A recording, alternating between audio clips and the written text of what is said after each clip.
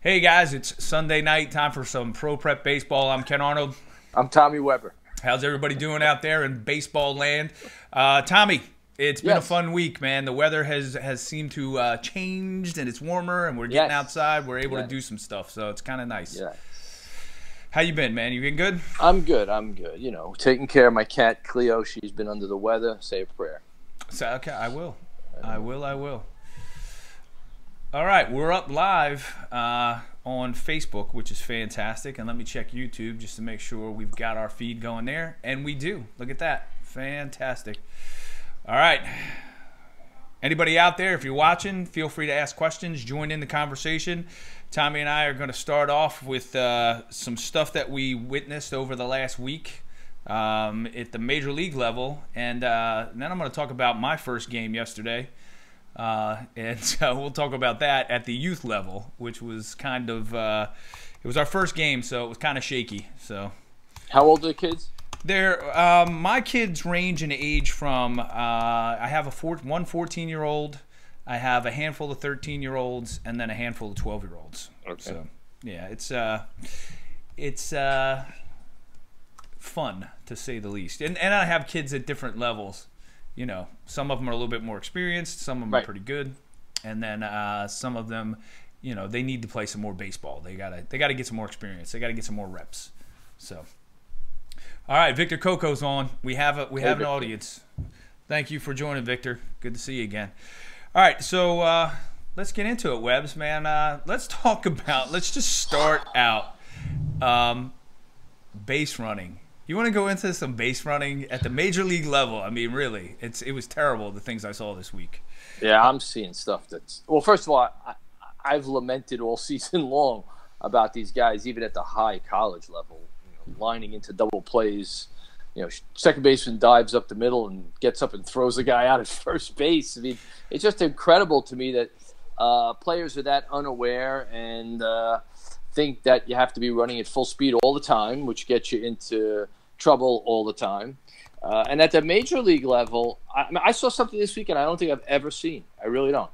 Okay. Gary Sanchez was on third base. The bases were loaded. Yes. Nobody was out. I was going to bring that one up. He got picked off third base. I don't know that I have ever seen that. I mean, it was because unbelievable. it begs the question, first of all, A, where are you going? Mm-hmm.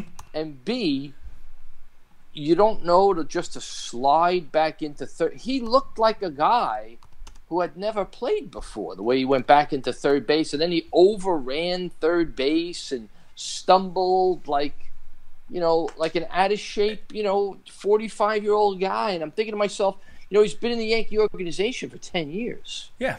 They signed him when he was like 15 or 16 years old. What have you been doing? Oh, I mean, we've said this before. I don't care if he hits 3 home runs. I don't care if he hits 70 home runs. That's not what I'm talking about. There's no doubt about his power and his ability to hit the long ball.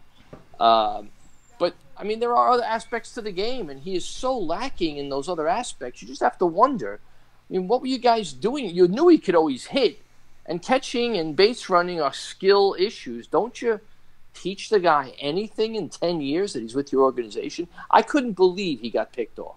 I don't think I've ever seen it before. Bases loaded, nobody out. I think it was the day before he got picked off at second base. Yes. It was terrible. And an inside move. Where was he going then? He was taken off. Where is he ever going, The Ken? pitcher just turned and, inside move and just got him.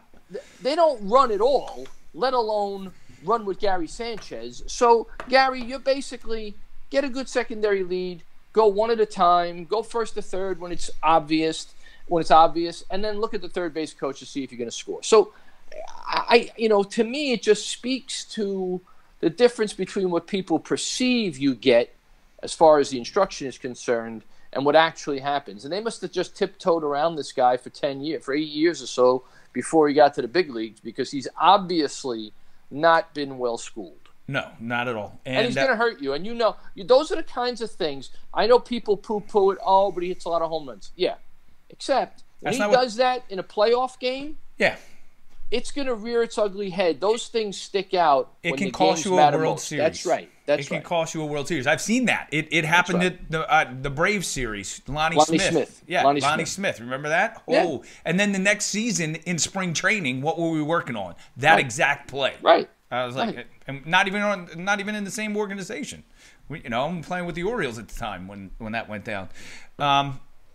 It's just crazy that Joe Girardi went off because they were talking about it on MLB Tonight. I was watching that yesterday, and he was talking about Gary Sanchez getting picked off, and they started to talk about fundamentals. What do you see that the host asked him, Joe Girardi? What do you see fundamentally that is lacking at the major league level? Base running, number one, was his first thing. And his second thing was blocking balls by catchers. Terrible. Blocking balls. Terrible. But let's get back to the base running. He said that even at the lower levels, high school, college, working your way up into the lower minor leagues, they take the base running almost out of the equation anymore. They don't let the base runners have say, and make their own decisions. And they're constantly telling them what to do, which then you can't use your instincts and as an athlete, and it takes away your ability to make your own decisions. Well, you and I have said this a million times here and in our own personal conversations, and whenever we lament the same things. The bottom line is this. The game at the amateur level in America has become very coach-centric, very control-oriented. 10 kids on the field, 8 coaches. People bragging to me who have a pedigree, who have played the game. We have like 6 coaches in the dugout. Why would you have 6 coaches in your dugout? You should have no coaches in your dugout. Yeah. And players are not allowed to do anything on their own. So, when the puck gets dropped, figuratively, and chaos ensues, kids are going to freeze. They don't know what to do. They're waiting for you to tell them what to do. Well, by that time, the ball's in the second baseman's glove and they're being tagged out. So I agree wholeheartedly with Girardi. I think that the reason why the Latin kid proliferates so much and is so plentiful in the big leagues is a cultural thing. They go out and they play all day long. They play on their own and they learn the game. I've always said this. If I'm coaching or managing, the player I want is the player I don't have to worry about. I don't want to have to tell you what to do. If I have to tell you what to do, I'm going to be worried for 9 innings because I know you can't do it on your own. And at some point in time, you're going to have to do it on your own. I can't catch the ball for you. I can't run the bases for you. So I agree with Girardi wholeheartedly. Bobby Kahn just joined. Hey, Bobby, thanks for joining. Good to see you on here. All right, Renee says, last night, Gleyber Torres, tying run, third with 2 outs. All right, did he get picked off? Yeah. He said, lucky Frazier went on home run tear at that moment, right? Yes. That wild pitch, Torres doesn't score. That's right, he doesn't score. And that guy came up and then hit the game-winning home run. So, but yeah, I mean, you can see, even at the big league level, that base running has become a hindrance to many teams. Many teams. But I think it's also a part of this movement over the last 5 years that the only thing that matters is how far you hit the ball. Yeah. Nothing else matters. I have discussions with otherwise intelligent people about Gary Sanchez's poor defense, and their response is, "Yeah, but he can hit." It doesn't matter. The Yankees don't need that. They don't need that. I'm not sure how the two are. I don't get it. How does one have anything to do with the other? Yeah, if you're blind, if the doctor says you're blind in one eye, your response probably isn't going to be, yeah, but I can see out of my other eye. You're going to try to see how you can see out of the eye that you can't see out of. No, that's not the Yankees' problem. The Yankees' problem is not power. They got plenty of power. What they need is a catcher who can catch the damn ball and not get picked off at third base in a critical situation. That's what the Yankees need. So it's going to hurt them. Like you said, it's going to hurt them in a critical situation, in a playoff game, down the stretch, whatever.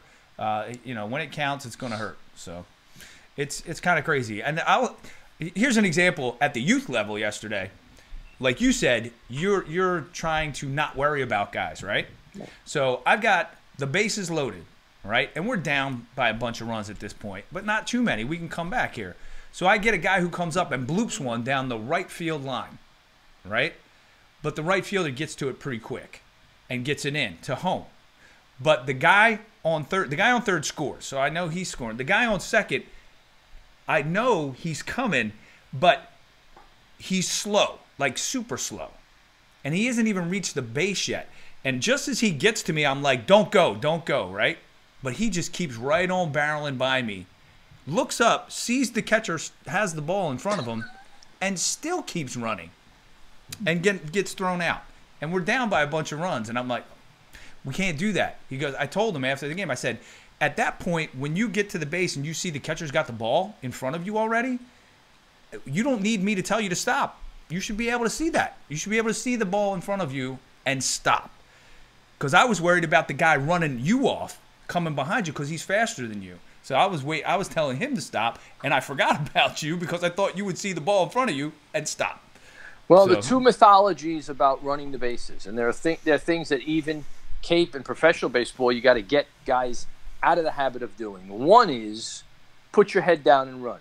You should never put your head down and run, ever. You should be aware. You should always know where the ball is, always. Even if you have to slow down to find the ball so that you can run continuously. The worst thing you could do as a base runner is stop and then have to run again, which is why you don't want to be running full speed all the time. You want to be running under control so that you could pick up speed to turn second and go to third when you deem it appropriate for you to do so. And only you can do it the quickest. It's not about picking up the third base coach.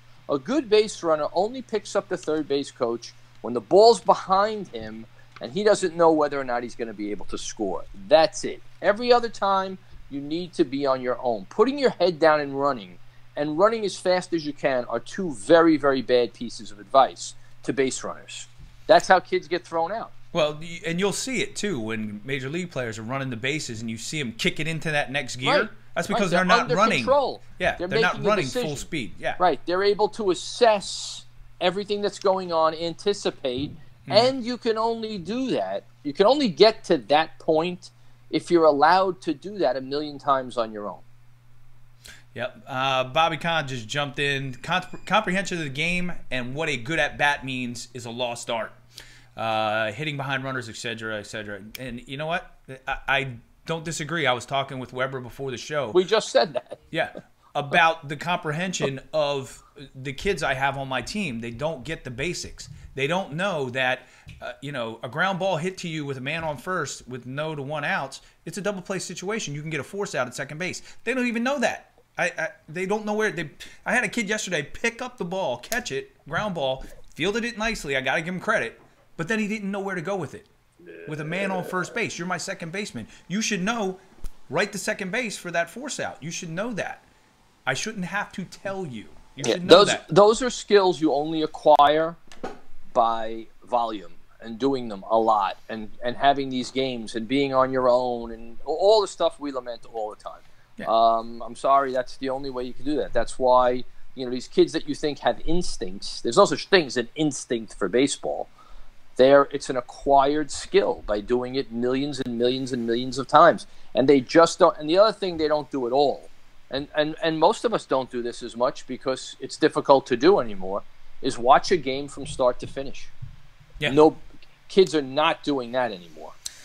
I can't remember. Very few people I know watch a full game. I can't remember the last time I did on television watch a full game. Now, I've listened to a full game because I was in the car. You're in the car. Yeah, and, right. I'm driving a far distance, and I've listened me too. to. But I've listened to far more games than I've watched. Yeah. And for kids, because their attention span is shorter by nature, and the game has become more difficult to watch because it's slower and it takes longer, so there's less action happening over a longer period of time. Well, you do the math. Kids are going to not watch the game. So if you're not watching the guys who are playing the game at the highest level, who do you have to imitate? Nobody. Mm-mm. That's the main. Your father could tell you all he knows about baseball. It doesn't matter. When you're watching guys who do it the best, that gets inside of you. It's just like listening to music. The more you listen to music, the more musical you can be.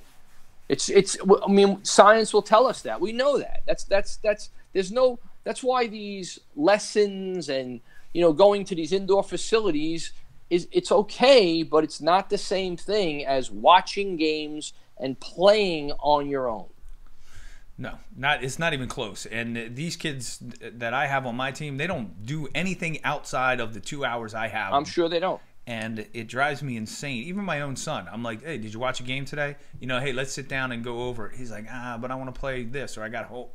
Okay, whatever. You want to play your game, that's fine. Right, so now what's happening, here's what's happened. They've learned the game They haven't learned the game as a continuum. First inning, second inning, third inning to the ninth inning. How one inning affects the next. How one event could affect something that happens in the sixth inning. So all that nuance that you learn by watching games and how each inning might affect the next, they're not getting that because they turn their phone on, they see the highlights, they see the bat flip and the celebration when a guy gets a double. Now that's the next thing is that you have to have the choreographed nonsense. Every time you get a hit, the salt pepper shaker or, some ridiculous looking dance that you do because you got a double. And that's what they imitate. That's all they see. No, you're right. You are absolutely right. You know what? My daughter the other day, we were in the car. We were talking about the radio there for a second, and my 16-year-old, I picked her up from school, and I had the game on in the car, and I'm listening to it. And this is what she said to me. She said, "Dad," she said, "when you are doing a game or listening to a game, do you see it in your head?" And I was like, "Yeah, I see it all in my head." And she's like, "Wow." She goes, "Because I don't get." She's like, "I don't get that. I don't, But she's a girl, and But that's also because you've seen a lot of games. Yes, I've seen a lot of games. That's true. Right. That's true. So if you've seen a lot of games, I said this to you a couple of weeks ago. I could tell by the tenor and the tone of the announcer whether or not the guy's going to beat out the ground ball because you've just heard it so many times. You know that if he says, it's he hits one into the hole and what's his name goes into the outfield to field it, the guy's going to be safe because you've seen that a million times. You've heard that a million times. If you've never seen it, you're not going to be able to anticipate what's going on. Yep. And to recreate it how could you recreate something in your head you've never seen? Yeah. No, that's true. That's true. And I didn't mean that my daughter's a girl. She doesn't like baseball. What I was saying is she doesn't play baseball or softball. She doesn't experience it. She plays soccer, lacrosse. She runs track now, so that's what I meant by that. So we're getting a bunch of people joining now. I started a watch party, Webbs. We're having a party right now. I'm just saying, and you're a part of it. So, hey guys, if you have any questions, thanks, we got music. This is fantastic. If you guys have any questions about anything, drills or things that Tommy and I see out on the field when we're working with younger players, or even in the major leagues, just throw it out there, and we'll try to answer it, and we'll try to hit on those things. Bobby Kahn jumped back in and said, imitating pros no longer happens. They don't watch games. Learning by watching is a big loss for kids. And we agreed. We talked about that. So, Webbs, what about this? Mike Trout has 43 at-bats this season. He's only struck out 3 times. I think that's pretty good for a guy who hits as many home runs as he does. So, he puts the ball in play, is my point. No, if a guy like Mike Trout cuts down on his strikeouts, he's going to have epic seasons. A monster season. Just do the math. The more times you put the ball in play, the more likely it is you're going to put the ball in play and do damage. You're going to get more flares. You're going to get more 22 hoppers up the middle. Your batting average is going to soar. Mm-hmm. You're going to drive in more runs because you're making more contact. You can't drive in run if you strike out. So, I don't know if it was last week or the week before. You want to learn how to hit. Or you want to teach hitting, all right? You want to teach hitting? Teach contact. Teach not striking out. You got to put the ball in play. Yep. 2-strike approach, you know what? Choke up a little, widen your stance, make the plate a little bigger because now you got to cover more of the plate, right? You can't take a close pitch and leave it up to the umpire and get desperate and put the ball in play. You know what? Imagine if you didn't strike out the whole season and you're a high school player. You'd hit like 500, for God's sakes. Yeah. But we get so involved in, hyper-technical stuff, and really, you could have the greatest swing in the world, but if you don't make contact, it doesn't, I told you, I'm working with the Astros a little bit for my friends, and we have a kid that's, struggles to make contact. He hits the ball a million miles, but he just doesn't make contact enough. And he's so enamored with hitting the ball far that it increases the likelihood that he's going to swing and miss. So we're trying to actually kind of reprogram his psyche about how he feels about hitting. Because I guess if I could hit the ball 500 feet, I would like to do that too. But if trying to hit the ball 500 feet is making you strike out too often. But there are times when, and you know, with a hitter like that you say he can hit the ball 500 feet, right? Well, there are times in a count where you can attempt to hit the ball 500 feet. When you're sitting 2-1, 2-0, 3-1. That's when you should try to hit the ball 500 feet. Or but how when about you're this? 1-2 or 0-2, that's when you should have a two-strike approach. And I don't care, because even if you make a mistake and hit the ball as big as you are, and it's hard, you know, and even if you cut down your swing, you still may hit a home run if you have a two-strike approach in those situations. You've got to be able to adjust.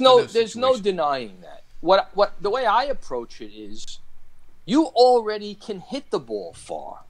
So you should never try to hit it far.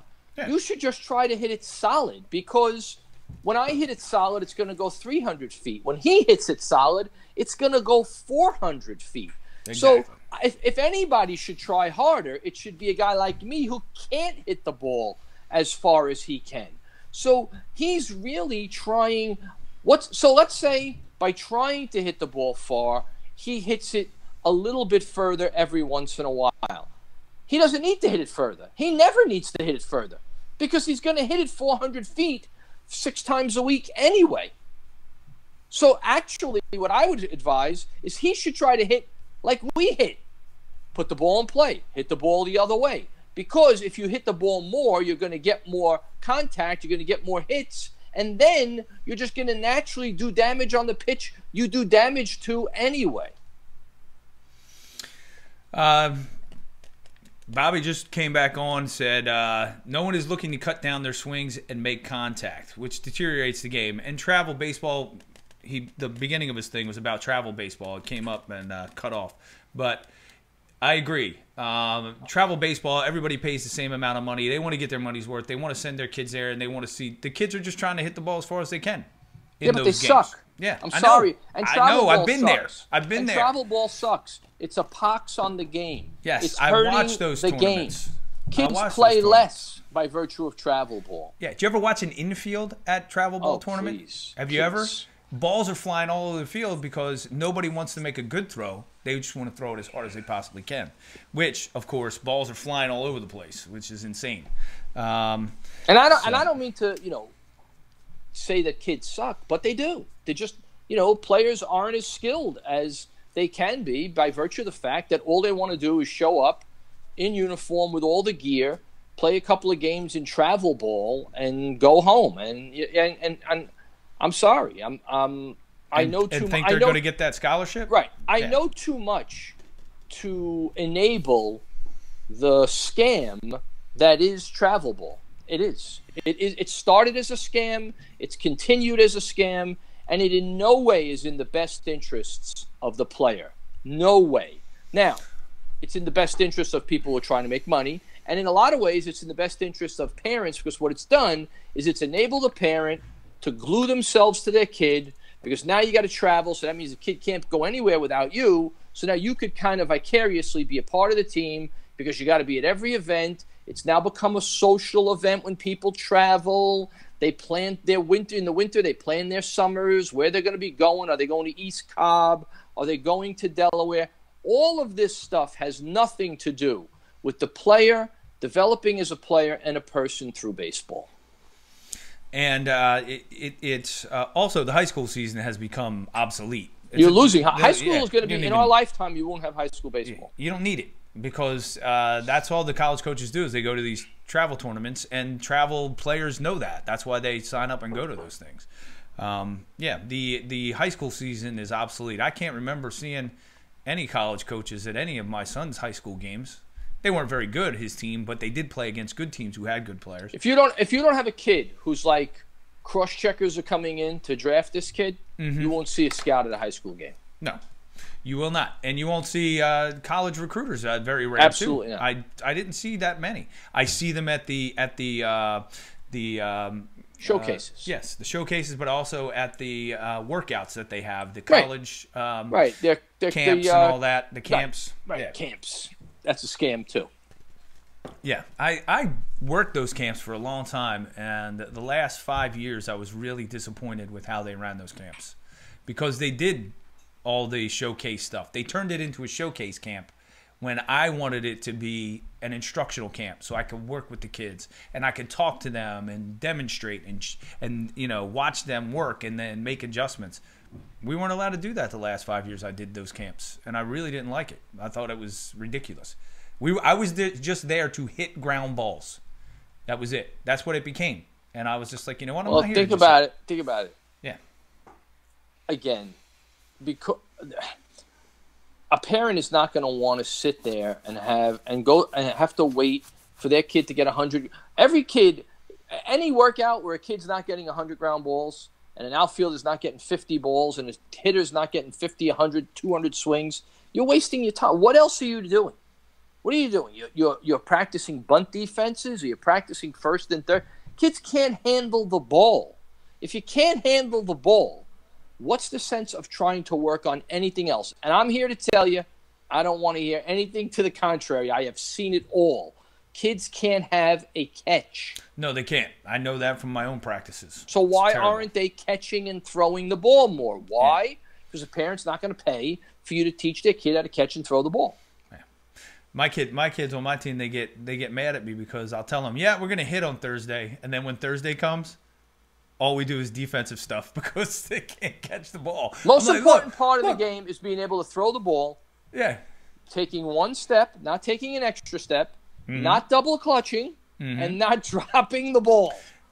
And they can't do that. So, yeah, we're going to work on defense until we can catch the ball and throw the ball consistently. And then we'll worry about hitting. Because in my game yesterday, we didn't have a problem hitting the ball. We put the ball in play fine, right?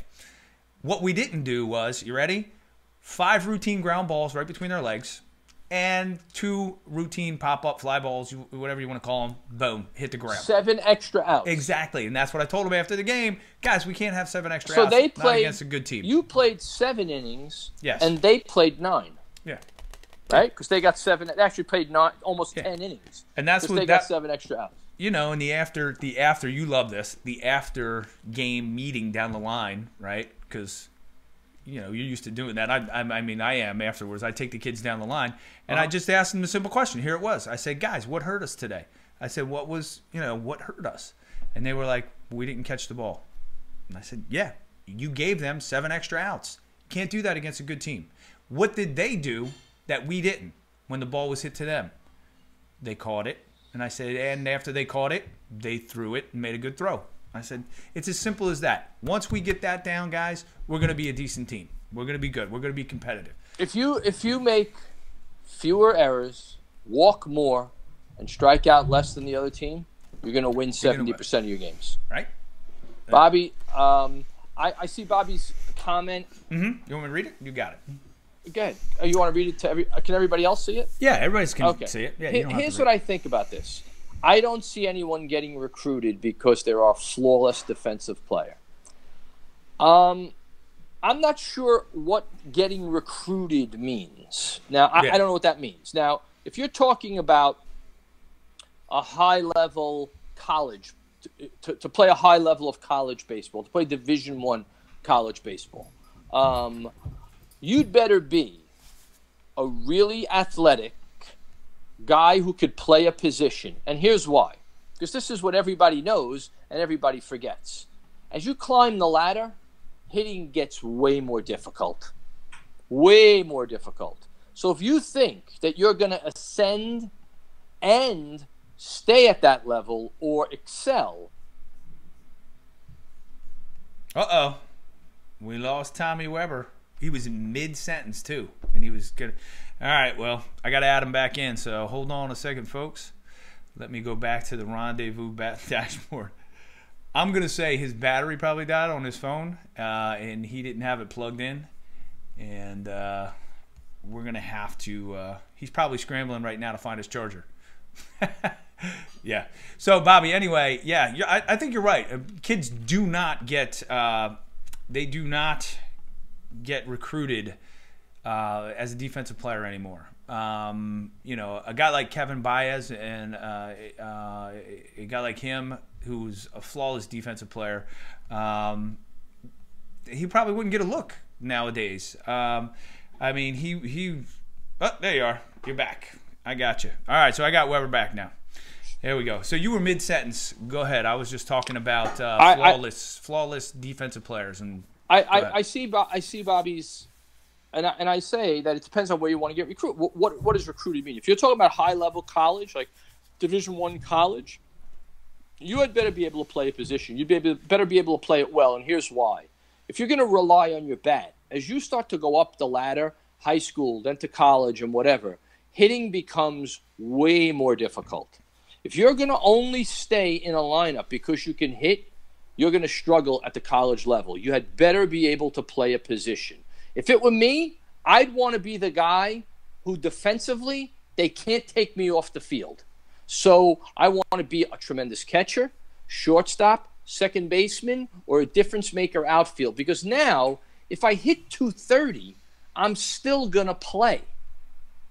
So I think sometimes what we think we're going after is the exact opposite of what really you should be doing. I would, if I could create a player, I would have him be a middle of the field player who was exceptional defensively. That kid's never going to come out of the lineup.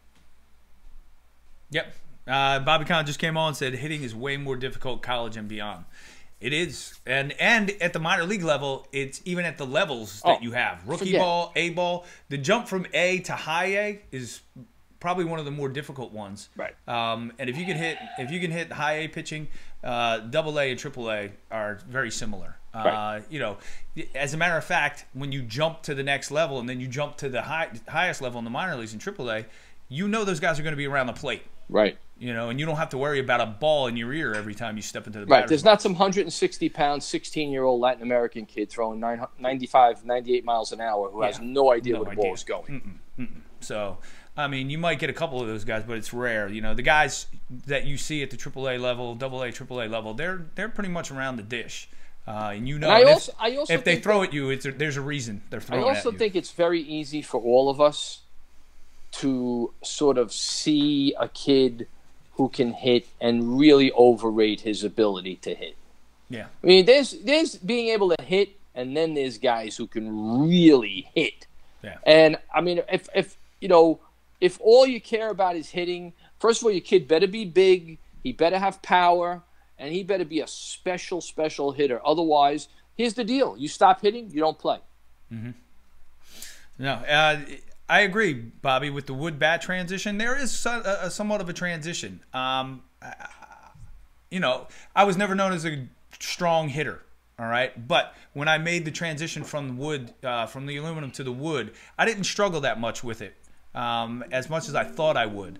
I got into playing, but I also didn't get put at a higher level. I went in the rookie ball, and I was one of the older guys in rookie ball. So I was essentially facing high school pitching almost when I first started. Right.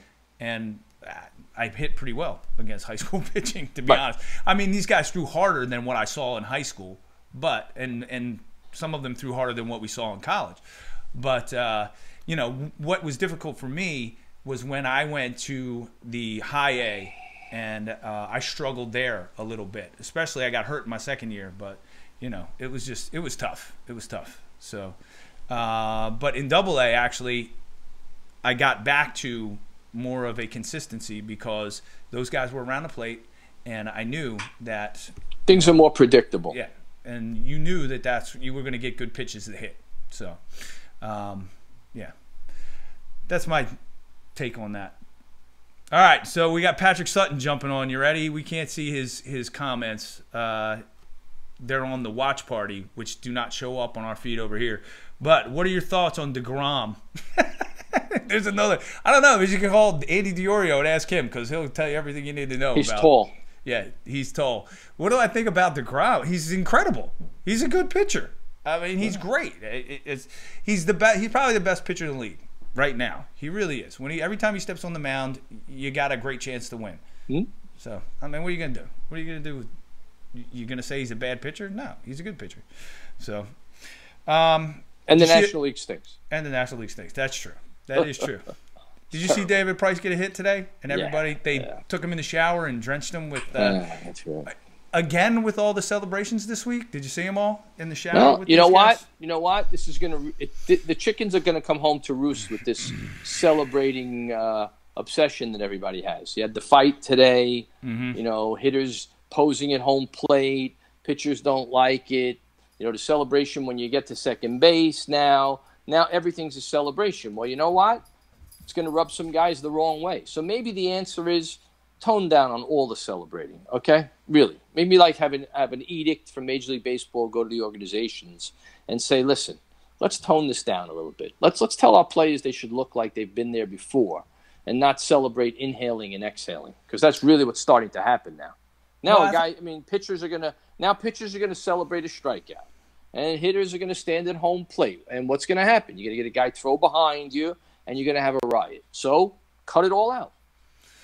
And that's what you saw today in that game in Cincinnati. Yeah. Cincinnati and the Pirates. They thought that Archer was showing them up at one point. I mean, he struck somebody out, and then he hopped. But he's always done that, and it's not new that he does that. And you know what? I don't mind if a pitcher does that. They get excited. It's a tight situation. Guy on second and third, they strike somebody out, and they're a little pumped up. I don't care, right?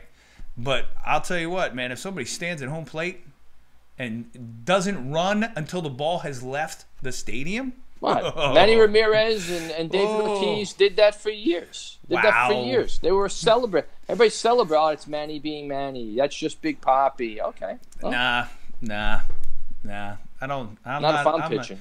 No, I wouldn't do it myself. I hit some home runs that went pretty far. But I'll tell you what, I was at second base before they left over the wall.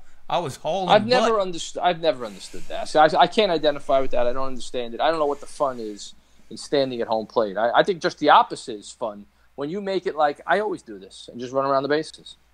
Yeah. That's cool. That to me is badass. Hit the when ball you say and you're celebrating for something epic, like winning the World Series, Yep. All right. Yeah, David Ortiz was the best, Jared. So Jared the best what? The best David Ortiz. I don't know, DH. He didn't own a glove. How could he be the best? Yes. He was a lot of fun to watch, though. He was a character. He's very entertaining, and he was tremendous, and he was on steroids. But yeah. So here's a question for you, Webbs. Yeah. A 2-8 start from the Red Sox. Do you think they can rebound from that? Number one, and have you seen a team start a season after a World Series win as good as they are, because they have a really good team? Do you think they can bounce back?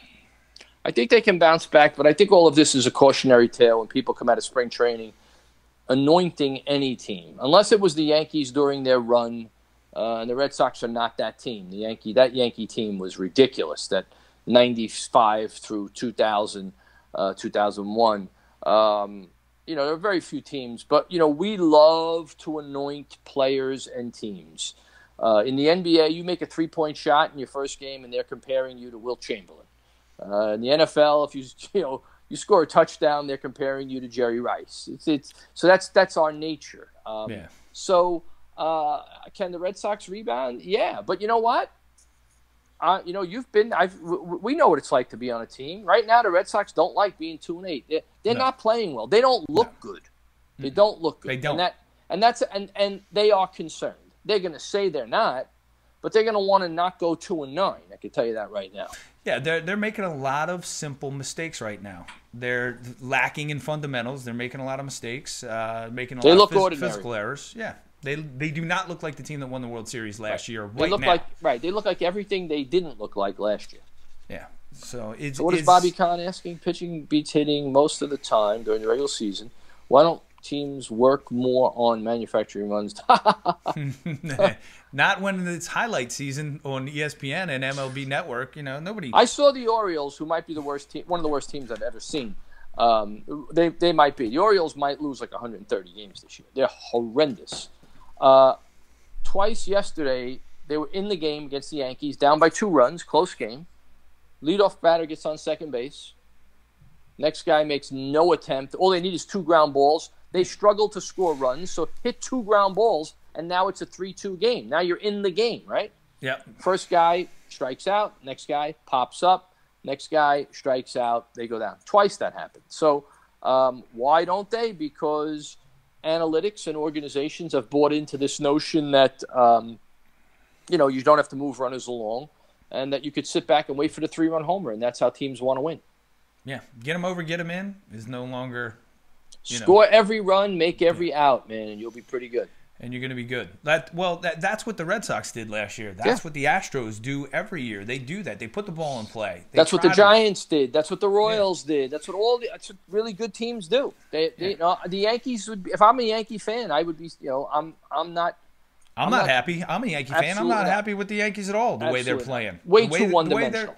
The way they're approaching the game is just. The Yankees right now, they're not going to win. They're not going to win with the way they're approaching the game. They're going to be exciting to watch at times because they're going to score 15 runs. Right. But you know what? Like yesterday, Judge hits 2 home runs, right? Against the Orioles. But when they need it late August, September, when he comes up in the 8th inning and they need a 2-run shot and he swings at pitches that aren't even close to the strike zone, you're wondering, why? Look, the dirty little secret is there's a lot of bad teams in baseball. A lot. A lot of really bad teams. They really are. They really are. True. So you could, you're going to knife through these teams and beat up on them and get fat on them. The bottom line is this: it's really how you play against 4 or 5 teams. Yeah, and there are a lot of bad pitchers too. Oof. By the way, the Orioles are terrible. That you feast upon. Yes. Like look, I'm watching the Nationals and the Phillies the other day, and Scherzer carved up Bryce Harper like nobody's business the first 2 times up, right? Harper got him on the 3rd one because he sped up his bat and hung a slider to him, right? But the first 2 times he just carved him up. Now imagine you had to face a Scherzer every time you went into the batter's box, right? And then what happened in the same game that Scherzer started? They brought in their relief pitching that was nowhere near what Scherzer was doing. Harper comes up, hits a line drive to left field, drives in a run, and then he comes up and hits a 465-foot home run off the next guy who, could barely break a pane of glass with what he was throwing. That's the other party line you're asked to buy into. The bullpens are so good. The bullpens are terrible. I think these bullpens stink. I really do. If it's me, I saw Aaron Boone blow a game the other night with Tanaka, taking Tanaka out of the game. That was crazy. I wouldn't have taken Tanaka out. You're going to see a lot of that coming. Like Kapler in Philadelphia last year. He blew 15 games by doing that, taking pitchers out too early. In the World Series last year, the Dodgers manager, Dave Roberts. Forget it. That guy runs out of the players in the 3rd inning. 2 games he blew in the World Series by taking a guy out too soon. These guys manage like there's no extra innings. Like it's only 9 innings. Yeah, you could go extra. You got to save some pitchers. Save some players that could go extra innings. And I saw the other day, I was watching the Tigers play, right? Who'd they have in the booth? Jack Morris. One of the greatest. 10 innings, man. Let the guy remember that go. Game. Let the guy pitch, man. You don't get a Jack Morris if you don't let the guy out there for 10 innings. That's right. Right? Jack Morris would have punched somebody in the face. You try to take him out of that game. That's right. That's why he's in the Hall of Fame. Crazy. Exactly. And that's the problem today. Did you watch the Domingo Ayala pitch count video? Hysterical. How funny was that? That's the best one he's ever done. It is the best one. You know what's the best thing about Domingo Ayala? I love this guy. Is that the very people that on Twitter or Facebook, wherever it is, comment about how much they love him, those are the people he's making fun of. Exactly. And they don't even realize it. They don't get it. He's making fun of you. And he said, I had Tommy Juan just to see what it would feel like. He is great. He's great. So Don Croce should be on here, Bobby Connon. You know what? I'm going to try to get him on. Try to get him to phone in one night, and we'll have him on, and we'll have a laugh with Don Croce because he's pretty damn funny. So we'll try to get him on. But yeah, Domingo Ayala he's a riot. He makes a point though. 7 days a week as a shortstop, I was throwing 100 times across the field. And, BP? Yeah, and then throw BP, and then I'd have to throw. It was crazy. So, and then you're on a 24 pitch count. Nah, 24 pitches, and you're shut it down. It's really got to the point where the announcers are talking about. Well, he threw 24 pitches yesterday. Yeah. I'm like, what? 24? No, I get it. You're throwing a slider, you're a changeup, a split. But I'm not asking you to do it every day. But 2 days in a row, you can't. You really think the guys? If a pitcher is in jeopardy, if he throws 1 extra inning or 10 extra pitches, something is wrong. Something's wrong. Come on. Yeah. No. You mean to tell me if I throw If I'm 6'5" and I've got all this ability and I'm in this great shape and I throw 25 pitches one night, I can't come back the next night and throw an inning? No, not in today's game. You can't. The analytics say it's not good. Not good, not good. So Renee asks, did Domingo play for the Tide? No, but every other Latin American kid in New York City did. Yeah, that's fantastic. That is fantastic. The one thing nobody could accuse me of was not being all inclusive. I loved my city kids. They were great. They came without any entourage. They did anything they could to get to the game. They just wanted to play. Played. They loved to play. They were very appreciative. Not like some of these other kids that come, like the whole family comes. They bring the nutritionist. The psychiatrist comes. They got their agent. Right. Yeah. Are you kidding me? You get out of here. It's my PR person over here. It's my agent over here. Yeah. So. But Domingo did play in the Cape. He did. He played for YD in the Cape. Yeah, I mean he was a good player. Good player. Yeah. Yeah. I mean you look at him, he could play the game, and he does make good points though, and it's pretty funny the satire and the sarcasm, the whole nine that he does. If you don't know who we're talking about, so Domingo Ayala, he's a comedian, former baseball player. He's incredible. He does fantastic videos on baseball. Check him out on YouTube. He has a Facebook page, and he's got it all. So me and Tommy love him. We love laughing at his stuff. All right, Tommy, sounds to me like you've got some piano playing to do. And, no, I was just playing Take Me Out to the Ball Game. Awesome, because Dan Ford, Suburban Kids suck. Yes. Yeah, unless they're Al Leiter's kid or that other kid, Volpe. Yeah. I mean, they don't suck. Look, I feel for those kids because they're being cheated. They really are. Can I ask you a question, Weber? Sure. Is Ripken's kid playing on the big league team right now in Baltimore? Really? Ripken's kid. Is he? Because I thought they said his name the other day on the radio when I was listening to the game. Oh, I don't know. So I got to check. I got to check the roster. I can't even name one person on their roster except for Chris Davis. Chris Davis. But Mancini, that's because he's... Mancini. That kid. That right. Poor kid. He's playing on that team. He's decent. He's a good player. But oh my God. Yeah. Imagine being on that. Oh, yeah. Him, Trumbo. Maybe is Trumbo still on that He's team? on the DL. Yeah. Danny right. Ford, you now are you're right, Dan. Yeah, now there you're you go. Right. Bingo. Yep. Now you hit it. Because I deal with them every day. Right. It's fantastic. Anyway, Webbs, I'm trying to get these kids of mine to pay more attention to the game of baseball and work through. You know what you need to have to do? Learn rhythm, piano. Piano teach you rhythm. I can imagine their faces tomorrow at practice when I go, guys, I want you to go home and take up piano. What do you think they're going to tell me? They're going to be like, what in the hell are you talking about, Coach? So, all right. Thank you, everybody who came on. I appreciate it. Great questions again. Thanks, Bobby Kahn. Thanks, Dan Ford, Victor Coco, Renee. Appreciate all of you guys throwing comments out there. Elvis Bishop, I see, came on the other channel, the Watch Party. Thanks, Elvis. And no, I won't be drinking any Appletinis tonight. That's tomorrow night. That's my show I do tomorrow night. So I did. You ready for this, Weber? You know what I did today? I drove to Mercersburg, Pennsylvania for a screening of that Western film that I did. Oh, okay. All right. Yeah, and I went out there. I had my cowboy boots on and everything. I looked like a cowboy. Had my hat. It was great. It was fantastic. So, packed theater, packed house. Yes. Yeah, and I asked a 9-year-old kid, I said, so what'd you think of the movie? He goes, it was boring. Gotta know your audience. Yeah, right? But I'll tell you what. I love kids. You know why? They're honest. They're going to tell you. They're going to tell you like it is. That's right. It was boring. Sorry. I didn't like it. So, thanks, kid. I'll see you at the next one. Anyway, thank you, Tommy, for joining me. All right, we will be back next Sunday night. And remember, guys, we love talking about the mechanics of the game as well. The drills and the things that make players better. So if you have any questions about that, too, feel free to ask us. We love talking about that stuff. Yeah, let's get into the weeds about that next week. Yep. Have fun with your team this week, Tommy. I'm going to have fun with my team. We got a couple practices and a couple games, so it's going to be a fun week. I'm looking forward to it. We'll see you guys next week. Have fun. Let's go. We'll see you. Be good. Love you. All right. Okay. I'm sorry. What did I do?